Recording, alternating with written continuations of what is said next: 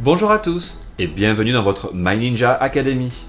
Aujourd'hui, nous allons passer en revue le jour où Naruto a finalement enlevé les bandages de son bras.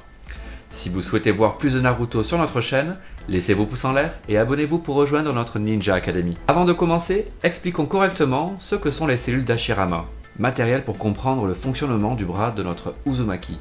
Les cellules d'Hashirama ont un immense pouvoir de reconstruction cellulaire, capable de guérir les blessures d'une personne en quelques secondes. Par conséquent, toute personne qui possède les cellules d'Hashirama possède son facteur de guérison. La vitalité est une caractéristique particulière de ces cellules.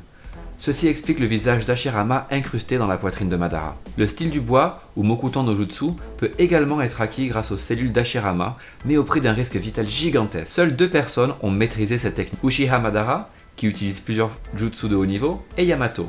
Naruto se termine sur une note choquante lorsque Naruto et Sasuke, grâce à leur Rasengan et Chidori respectivement, perdent leurs mains lors du combat final. Comme ils étaient tous deux à terre, seuls leurs membres.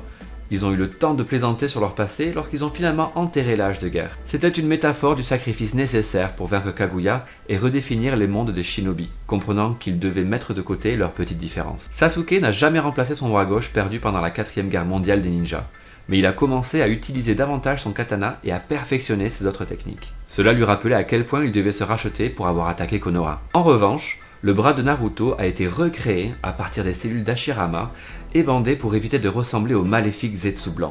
Cependant, en partant pour Boruto, Katasuke, chef de la division scientifique de Konoha, rencontre Naruto et Shikamaru et leur présente la prothèse de bras améliorée. Il considère que c'est sa plus grande invention, car elle est accordée au chakra de Naruto, ce qui n'est pas une tâche facile, étant donné que Naruto a Kurama, la renard de 9 queues, en lui. Cela signifie que Naruto peut exploiter toute sa puissance, comme si c'était sa vraie main, ce qui laisse Katasuke rayonnant, car il doit compenser le fait qu'un mystérieux ennemi lui a fait subir un lavage de cerveau pour qu'il divulgue les secrets de Konoha pendant les examens de Boruto. Naruto est excité à l'idée de pouvoir s'entraîner avec Boruto et de retrouver le bon vieux temps.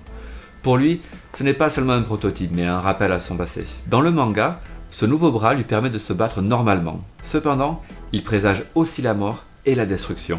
Dans le manga, Katasuke donne à Kawaki un autre prototype de bras, et Naruto emprunte le chakra du garçon pour rester en bonne santé et pour que le bras reste attaché. L'ironie du sort veut que dans l'anime, Kawaki soit retrouvé par Konoha et que l'intrigue de Boruto implique que Jigen utilise la signature chakra de Naruto et la connecte au bras de Kawaki. Ce bras aiderait le méchant à suivre et à localiser Kawaki afin qu'il puisse téléporter le garçon et l'utiliser comme réceptacle pour la reconnaissance. En outre, c'est également ce qui a créé une barrière entre Naruto et Boruto, car Boruto devient jaloux de voir son père se rapprocher de Kawaki comme jamais ils ne l'ont fait. Alors que Katasuke célèbre son anniversaire, il ne se doute pas que son cadeau va faire s'écrouler le monde de Naruto, détruisant sa famille et invitant son ennemi le plus mortel. La raison pour laquelle Naruto ne pouvait pas guérir son propre bras était parce qu'il a perdu ses pouvoirs quand il a scellé Kaguya. Mais il pouvait toujours utiliser la lévitation par exemple, avant qu'il scelle Kaguya, tout en lui faisant face à Madara.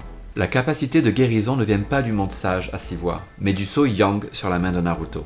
Dans certains cas, Rock Lee par exemple, ils utilisent les enveloppes comme des armes. Les enveloppes aident aussi à protéger ses mains quand il se bat, empêchant la peau de ses doigts d'être usée par les coups répétés et soutenant ses pouces. Les sandales, je crois, sont dues au fait qu'ils doivent libérer du chakra par leurs pieds pour faire des choses comme marcher sur l'eau, et les chaussures ouvertes facilitent cela. Bien que Sakura porte des gants complets, lorsqu'elle se bat et que son truc est d'enrober ses points de chakra, peut-être que le fait de donner des coups plus forts nécessite un contrôle du chakra différent de celui de marcher sur l'eau. Pour les sandales, les chaussures ouvertes libèrent mieux le chakra pour faire des choses comme marcher sur l'eau ou courir dans les arbres. Pour le ruban adhésif sur les vêtements, alors cette technique est en fait plus ancrée dans la réalité.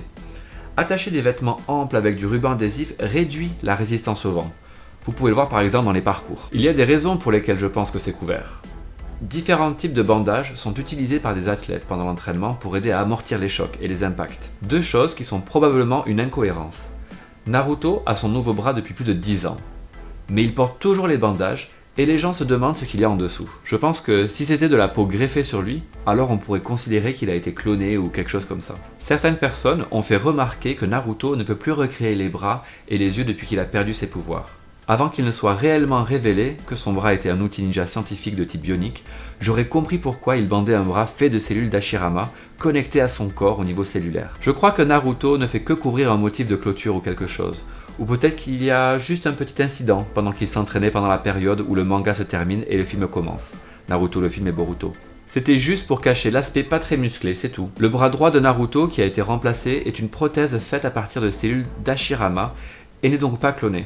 Alors pourquoi Naruto garde-t-il son bras bandé? Parce que Naruto a des bandages sur tout le bras dans Bororo. La raison pour laquelle il ne retire pas son bras est qu'il ne ressemble pas à un bras en chair et en os, comme les Obito en apparence, et il a encore moins une forme de bras. Basé sur les prémices que le bras de Naruto est fait de cellules d'Hashirama, qui est un bras en bois, on voit que dans le film Naruto, il semble avoir du mal à utiliser et parfois sentir la douleur. Cependant, si vous regardez le bras où il est endommagé, il semble qu'il réagit au chakra de Kurama. Donc peut-être Naruto peut utiliser le style en bois dans une certaine mesure. Contrairement au bras de Danzo, il n'avait aucun contrôle, et le seul but de celui-ci était qu'il puisse stocker plusieurs Sharingan en lui. Cependant, il peut y avoir d'autres raisons, mais c'est pas ma meilleure supposition. Vous voyez, Naruto et sa suite Boruto est une franchise qui implique bien plus qu'un simple animé ou manga. Elle implique également des jouets et des jeux vidéo, ainsi que leurs fabricants et développeurs.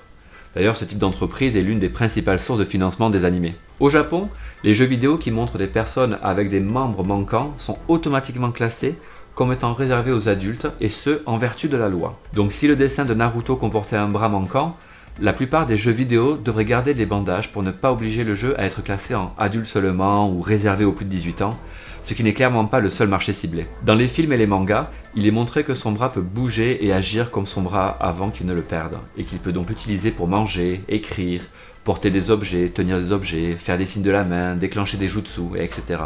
Mais comment cela fonctionne-t-il? Je sais qu'il a été créé par Tsunade et comme c'est une excellente ninja médecin, elle a pu trouver un moyen ou quelque chose. Mais a-t-on jamais mentionné comment cela fonctionnait?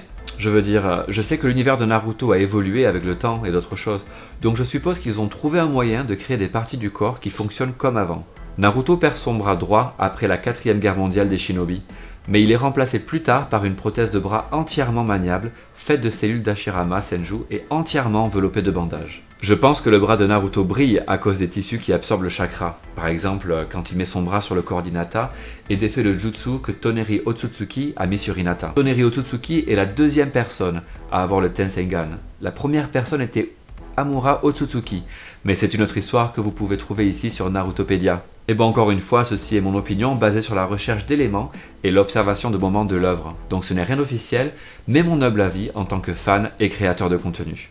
Donc si vous êtes d'accord ou pas, le champ des commentaires est ouvert aux discussions et aux débats sur le sujet. C'est tout. J'espère vraiment que vous avez apprécié la vidéo. Si vous avez des suggestions de vidéos, n'oubliez pas de les commenter ci-dessous, car je les lirai toutes comme d'habitude. N'oubliez pas non plus de laisser un like si vous avez aimé la vidéo, et n'oubliez pas de vous abonner et de sonner la cloche pour ne pas manquer le contenu de votre activité.